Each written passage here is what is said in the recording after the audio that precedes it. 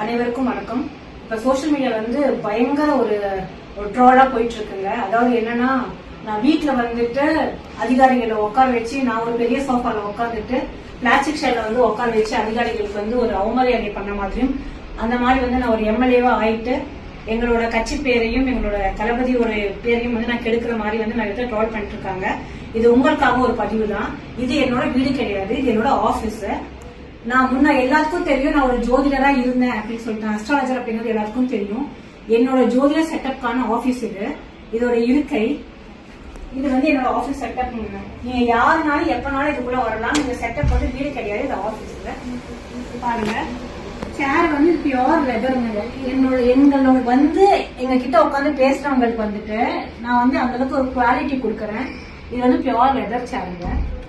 இது என்னோட ரூமு. இது வந்து என்னோட ஆபீஸ் ரூம்ங்க. இங்கதான் வந்துட்டு என்னோட ஸ்டாஃப் எல்லாமே பாத்தீங்கன்னா இந்த மாதிரி ஒரு இடத்துல தான் நான் உட்கார வைக்கிறேங்க. நிறைய பேர் வந்து இவங்க எம்எல்ஏ ஆயிட்டாங்க, பெரிய கிரெடிட் பெரிய கிரேட்ல உட்காந்துட்டு இருக்காங்க அப்படின்னு சொல்லிட்டு நிறைய மெசேஜஸ் வருது.